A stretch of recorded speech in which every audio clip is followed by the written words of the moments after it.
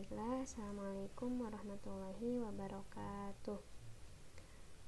Selamat pagi anak-anak, bagaimana kabarnya kalian hari ini? Mudah-mudahan kita semua senantiasa ada dalam lindungan Allah Subhanahu wa Ta'ala.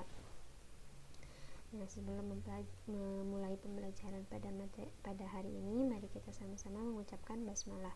Bismillahirrahmanirrahim. Nah, alhamdulillah pada kesempatan hari ini kita masih bisa diberikan kesehatan sehingga kita bisa melakukan pembelajaran seperti biasanya. Nah, untuk pertemuan kali ini kita akan membahas mengenai sifat keperiodikan unsur.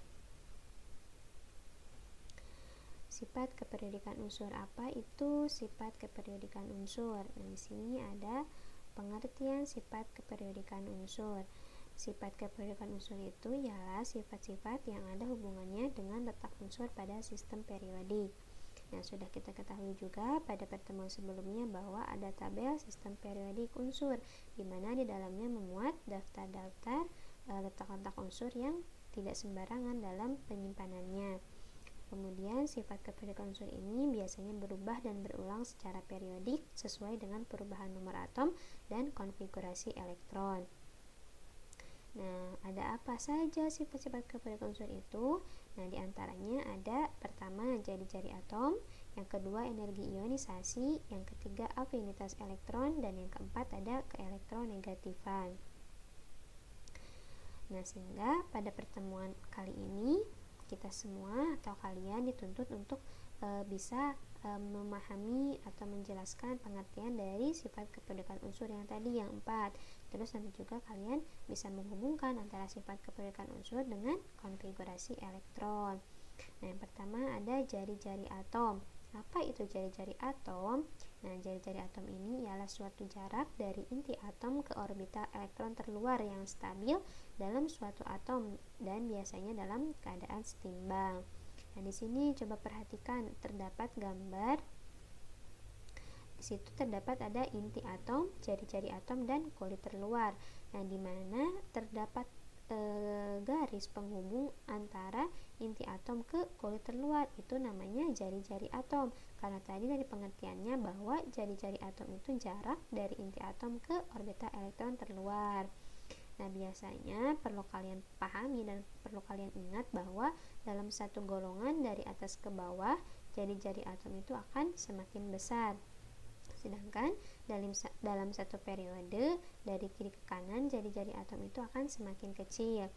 Alasannya mengapa? Nah, yang pertama, kenapa saat dalam satu golongan kulit atom itu bisa bertambah? Jari-jari atom itu akan semakin besar karena kulit atomnya bertambah, sehingga jari-jari atom juga akan bertambah besar. Kemudian kenapa dari satu periode jari-jari atomnya akan semakin kecil? Karena jumlah kulitnya itu tetap, tetapi muatan inti dan jumlah elektronnya bertambah, sehingga hal tersebut itu mengakibatkan gaya tarik-menarik antara inti dengan kulit elektronnya besar dan menghasilkanlah jari-jari atomnya semakin kecil. Nah, di sini terdapat beberapa unsur yang tertera jari-jari atomnya. Nah, bisa kalian lihat ada natrium 1,90, ada nitrogen 0,75. Nah, itu beberapa jari-jari atom dari beberapa unsur. Yang kedua ada energi ionisasi. Energi ionisasi itu suatu energi yang diperlukan untuk mengeluarkan elektron dari tiap mol spesies dalam keadaan gas. Nah, di dalam segolongan biasanya energi ionisasi itu semakin ke bawah akan semakin kecil karena elektron terluarnya itu akan semakin jauh dari inti, sehingga gaya tarik menariknya lemah dan menyebabkan elektron terluarnya itu mudah untuk dilepaskan. Nah, sedangkan unsur-unsur yang satu periode, gaya tarik intinya itu semakin ke kanan semakin kuat, sehingga energi ionisasi pada umumnya akan semakin besar ke kanan. Jadi energi ionisasi satu golongan itu semakin ke bawah semakin kecil, apabila dari kiri ke kanan semakin besar. Nah, pengecualian ini yang harus kalian ingat, bahwa terdapat golongan 2A, 5A, dan 8A ternyata mempunyai energi ionisasi yang sangat besar, bahkan lebih besar dari energi ionisasi sebelahnya, yaitu 3A dan 6A. Hal itu terjadi karena unsur-unsur golongan 2A dan 5A itu dan 8A pun mempunyai konfigurasi elektron yang relatif stabil sehingga elektronnya sukar untuk dilepaskan. Karena tadi elektronnya itu akan dalam energi listrik itu suatu energi yang diperlukan untuk mengeluarkan elektron, berarti elektron yang mudah dilepaskan. Namun di sini untuk golongan 2A, 5A dan 8A itu konfigurasi elektronnya relatif stabil sehingga elektronnya sukar untuk dilepaskan. Nah, di sini ada tuh energi ionisasi ketika golongan dari atas ke bawah, bagaimana energi ionisasinya, dari kiri ke kanan bagaimana energi ionisasinya, sesuai dengan coba ditelaah sesuai dengan apa yang sudah Ibu bahas sebelumnya. Selanjutnya ada keelektronegatifan, di mana dalam keelektronegatifan ini pengertiannya kemampuan atau kecenderungan suatu atom untuk menangkap atau menarik elektron.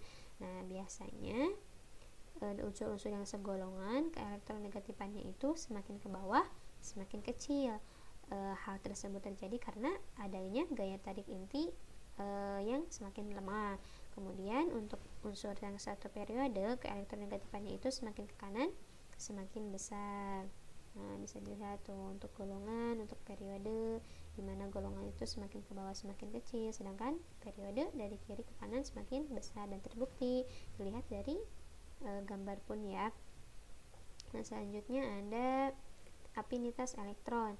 Afinitas elektron itu ialah energi yang menyertai proses penambahan satu elektron pada satu atom netral dalam wujud gas sehingga terbentuk ion bermuatan negatif 1. Nah, biasanya afinitas elektron ini itu dinyatakan dalam kilojoule per mol. Nah, unsur yang memiliki afinitas elektron bertanda negatif ini berarti dapat disimpulkan mempunyai kecenderungan lebih besar dalam menyerap elektron daripada unsur yang afinitas elektronnya bertanda positif. Nah, sehingga semakin negatif nilai afinitas elektronnya, maka semakin besar kecenderungan unsur tersebut dalam menyerap elektron. Nah, harus kalian ingat bahwa di dalam satu golongan afinitas elektron itu cenderung berkurang dari atas ke bawah, sedangkan dalam satu periode afinitas elektron cenderung bertambah dari kiri ke kanan. Di sini terdapat contohnya, misalnya dari golongan 1A dari atas ke bawah itu semakin berkurang, sedangkan dari kiri ke kanan semakin bertambah. Jadi dalam pengerjaan soal pun tidak akan jauh dari sistem periodik dan konfigurasi elektron yang sudah kita pahami. Maka oleh karena itu kalian harus memahaminya dua hal itu. Jadi nanti akan memudahkan kalian dalam pengisian soal-soal yang nanti Ibu akan berikan. Nah, untuk materi cukup sampai di sini. Apabila ada yang mau ditanyakan dan mesti belum ada yang dipahami, silahkan ditanyakan langsung di grup WA. Nanti kita diskusi bersama-sama di sana ya. Terima kasih atas perhatiannya. Mudah-mudahan ilmu yang Ibu sampaikan hari ini bermanfaat. Mohon maaf apabila ada kekurangannya. Wassalamualaikum warahmatullahi wabarakatuh.